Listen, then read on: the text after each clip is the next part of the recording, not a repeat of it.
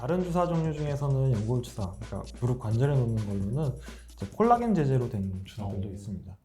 콜라겐 제제는 또 비교적 또 최근에 나온 건데, 콜라겐도 연골의 구성 성분이거든요. 구성 성분을 넣어서 좀 관절 연골을 좀 보호해주고 좀 기능을 좋게 만드는 그런 종류의 약제들인데, 우리는 이제 보험, 심사평가원이라든지 이런 보험에서 벗어날 수가 없기 때문에 그렇죠. 이게 다 6개월에 한 번씩 이렇게 보험이 되고 막 이렇기 때문에 어떤 걸 맞았는지를 알아야 오셨을 때 이걸 놔드릴 수 있는 건지 간격이 없는 중요하죠. 건지 간격이 중요하죠. 그리고 제 생각에는 이제 6개월로 효과가 안 가면은 이제 사실 다른 치료가 들어가야죠. 보통 어느 정도 관절이 조금 닳긴 하셨어도 쓸만하고 좀 지낼만 하신 분들은 연골 주사 맞으면 6개월이고 1년이고 또 잘 쓰십니다. 정말 바보 같은 질문일 수도 있는데 네.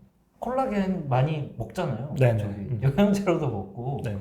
그 도움이 될까요? 콜라겐 먹는 지금 주사만 도움이 될까요? 좀 논문들도 찾아보고 했더니 아직 교과서에 실린 건 아닌데 콜라겐 제제 먹는 거는 건강 보조식품이거든요. 기능식품으로 사서 드셔보시는 거는 괜찮은데 네. 만약에 본인이 좀 효과가 없는 것 같다거나 하면은 굳이 그렇게 막 힘들게 챙겨 드실 필요는 없으시고요. 네.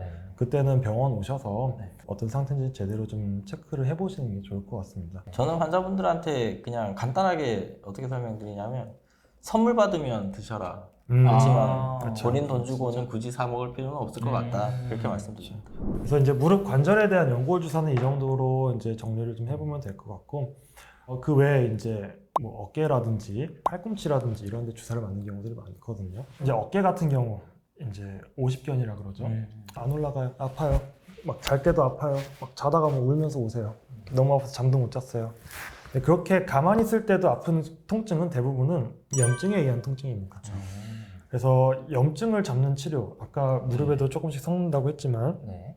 이제 조금씩 스테로이드를 섞어서 그런 주사를 놔서 염증을 가라앉히면 다음날 환자분이 와서 진짜 아무렇지도 않아요. 너무 감사해요 하시는 분들이 많거든요. 근데 주사를 놓을 때 이제 스테로이드만 쓰는 건 아니고 조직 재흡수를 도와주는 약제를 좀 섞는다든지 아니면은 진통제를 좀 섞는다든지, 이게 병원이라든지 의사마다의 어떤 그런 레시피들이 있습니다. 저만의 어떤 그 비밀 레시피가 있거든요. 좀 가르쳐 주시죠. 그 외에 이제 어깨에 이제 보통 놓는 주사들 중에 그런 것도 있어요. 콜라겐 주사 아니면 프롤로. 보통 회전근개 파열이 조금 부분 파열이 있을 때 놓는 주사들인데, 우리 몸의 조직들의 구성 성분을 넣어줌으로써 염증을 일부러 일으키고 그 염증 반응을 통해서 재생되는 걸 돕도록 만드는 주사인데요. 이론적으로는 주사 놓고선 오히려 더 아파야 돼요. 그렇죠. 더 막 아파도 일단 진통제 최대한 덜 먹고 참아야 돼. 그렇게 해서 이제 힐링되게끔 만드는 거거든요. 원래 좋은 약이죠. 그렇죠. 이제 아픈 만큼 성숙한다고 이렇게 아픔을 감내함으로써 이제 좋아지게끔 이제 해보는 주사인데, 사실 환자를 끌고 가기 사실 쉽지는 않아요. 아파서 왔는데 더 아프니까 응급실로 다시 오시는 경우도 있고, 주사 놓고 가끔 가다가 네. 또 그런 주사 맞고도 무슨 주사 맞았는지 몰라갖고 오시는 분들이 많으세요. 나 딴 병원에서 주사 맞았는데 더 아파요. 혹시 주사 놓을 때 뭐라고 했나요? 모르겠는데 그런 경우에 막 열심히 유추해서 거의 막 무슨 경찰 낸 것 같아요. 그래서 이제 꼭 계속 말씀드리지만 이제 여쭤보고, 아무리 째려봐도 같이 째려보면서 무슨 약이냐고요.